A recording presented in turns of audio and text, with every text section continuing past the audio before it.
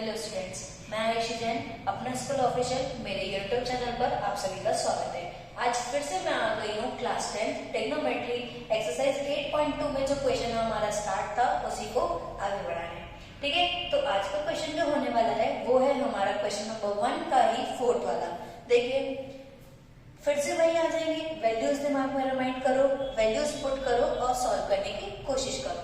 Sign 30 की value 1/√3, tan 45 1, cosec 60 यानी sign 60 की वैल्यू दिमाग में लाओ √3/2, उसको पलटो 2/√3 होल बाय सेक 30 यानी cos 30 की वैल्यू कितनी होती है हमारी √3/2, तो उसको पलटो तो 2/√3, ये आ गया 2/√3। फिर cos 60 1/2, फिर अगेन cot 45 यानी 1। देखो जरा, इसके अपॉन में कुछ नहीं, ले लो 1, इसके अपॉन में कुछ नहीं, क्या ले लिया 1। अब देखो आगे, क्या मैं ऊपर के टर्म्स का एलसीएम और नीचे के टर्म्स का एलसीएम करूं? तो देखो ऊपर के टर्म का एलसीएम आ रहा है 2 × 1 × √3। देखो तो ये हुआ √3। अब देखो डिनोमिनेटर कंपैरिजन, जब हम डिनोमिनेटर देखेंगे तो 2 से 2 कैंसिल हो रहा है, यहाँ बच रहा है √3, उस √3 का मल्टीप्लाई कर दो जस्ट इसी के न्यूमरेटर के साथ, तो आ गया √3। बीच का प्लस, डिनोमिनेटर कंपैरिजन, कुछ नहीं बचा, मतलब कुछ कटा नहीं, तो इसका सीधे सीधे मल्टीप्लाई ऊपर वाले नंबर के साथ। फिर माइनस √3 से ये √3 कैंसिल हो गया, बच गया 2, तो 2 2 ये हो गया 4। इसी तरीके से नीचे वाले का दो, तो देखो √3 × 2 × 1, हमारा एलसीएम आ गया है 2√3।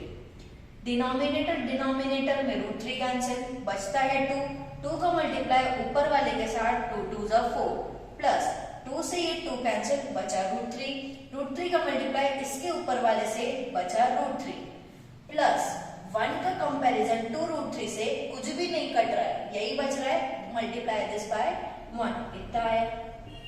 ध्यान से देखो, डिनोमिनेटर कैंसिल हो गया, अब क्या बच रहा है ये √3 प्लस 2√3 माइनस 4। यहाँ क्या मैं इस 4 को बाद में लिख दूं तो ये हो रहा है +4, ये एज इट इज, ये √3 प्लस 2√3। अब थोड़ा ध्यान से देखो, अगर मैं आपको बोलूं कि x प्लस 2x है तो आप क्या लिखोगे उसको 3x लिखेंगे। वैसे क्या मैं √3 प्लस 2√3 को 3√3 लिख दूं, माइनस में 4, नीचे भी √3 प्लस 2√3, फिर से आ गया 3√3 और ये प्लस पे 4। नाउ नेक्स्ट स्टेप, जब डिनोमिनेटर पोर्शन पे हमारे पास रूट टर्म लिखे तो हम क्या करते हैं, रैशनलाइजेशन। तो देखो रैशनलाइजेशन 3√3, ये है -4 अपॉन 3√3 और ये है +4।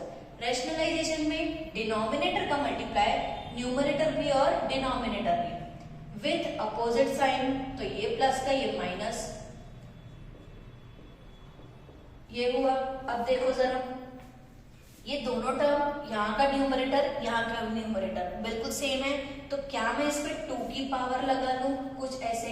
तो देखो 3√3 -4 होल द पावर 2, नीचे आओ, ये टर्म और ये टर्म्स बिल्कुल सेम है, लेकिन एक ब्रैकेट प्लस का है ये वाला और दूसरा ब्रैकेट माइनस का है, तो ये बनती है हमारी आइडेंटिटी a² - b²। देखिए जरा, हमारा a कौन है 3√3 उसका स्क्वायर, माइनस b कौन है 4 उसका स्क्वायर। इतना क्लियर है?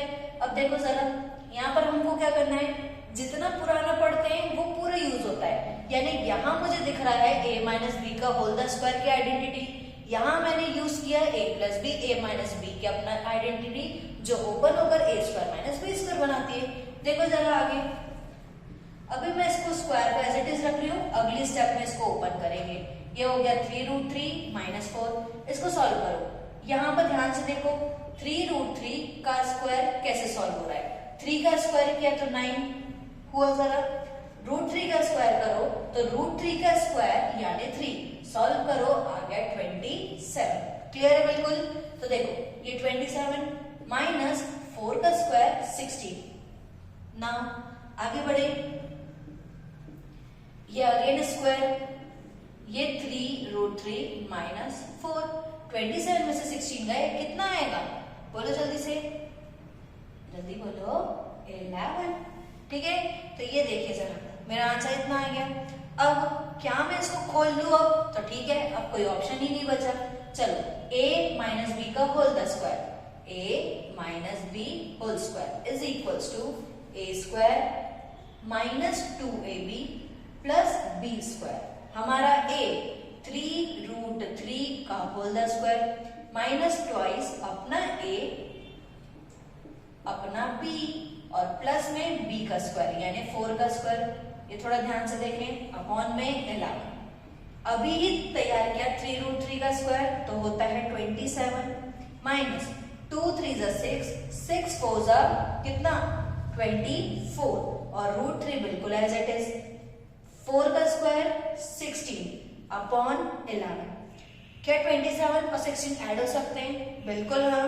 तो देखो 27 प्लस 16 हो गया 41, ये माइनस में 24√3 अपॉन में 11। इसके आगे हम कुछ भी सॉल्व नहीं कर सकते, यानी यही हमारा क्या बन गया? आंसर बन गया। ठीक है, चलो नेक्स्ट क्वेश्चन। चलो नेक्स्ट क्वेश्चन इसी एक्सरसाइज का है। देखो जरा, if tan a plus b is equals to √3 and tan a minus b is equals to 1/√3। तो देखो जरा, यहाँ पर कुछ और भी हिंट है। बोल रहा है 0 degree is less than a plus b is less than 90 degree and a is greater than b, then find the value of a and b। अभी ध्यान से देखो, तुमको क्या क्या गिवन है। गिवन में क्या क्या है? tan a plus b is equals to √3 और दूसरे में दिया है tan a minus b is equals to 1/√3। अब देखो a और b क्या है? a और b is an angles between 0 and 90 degree. ठीक है, a और b दो एंगल है जिनका जो सम होगा वो 0 और 90 के बीच में होगा। तो भाई अगर पर्टिकुलर देखा जाए तो a और b भी तो 90 से छोटे ही होंगे, क्योंकि दोनों का सम भी 90 चाहिए। अब देखो यहाँ एक हिंट दी है कि जो a की वैल्यू है वो b से बड़ी होगी, तो अब जब वैल्यू निकलेगी तब दिमाग लगाएंगे। ठीक, चलो आ जाओ यहाँ मुझे ये बताओ, ये कौन सा फंक्शन है? tan का फंक्शन। तो √3 में tan की कुछ वैल्यू होती है, वो होती है 60 डिग्री। तो देखो मैं ऐसे लिख सकती हूँ ना, tan a plus b is equals to √3 की जगह में tan 60। सेम हियर, क्या ये भी tan है? तो क्या मैं 1/√3 की जगह में tan की 30 डिग्री वाली वैल्यू लिख सकती हूँ? तो देखो जरा, ये tan से ये tan कैंसिल, बच रहा है a plus b is equals to 60 degree. मैं इसको दे रही हूँ इक्वेशन नंबर 1। यहाँ जो था इसमें भी tan से ये tan कैंसिल, बच रहा है a minus b is equals to 30 degree. इसको दिया इक्वेशन नंबर 2। अब याद करो कि जब दो इक्वेशन हो जिसके दोनों वेरिएबल्स सेम हो, हमारा थर्ड चैप्टर लीनियर इक्वेशन है 2 वेरिएबल है, उसमें हमने मेथड्स पढ़े हैं कि हम कैसे अपने x या y की वैल्यू निकालें। तो वो x और y की वैल्यू निकालने के लिए दो मेथड्स हैं, बहुत ही इजी। क्रॉस मल्टीप्लिकेशन है जो कि कैंसिल हो चुका है लास्ट ईयर। फिर हमारे पास है सब्स्टिट्यूशन मेथड, एलिमिनेशन मेथड। यहाँ मैं यूज कर रही हूँ elimination method. See here, by equation 1 and 2 और क्या अप्लाई कर रहे हैं? Elimination method.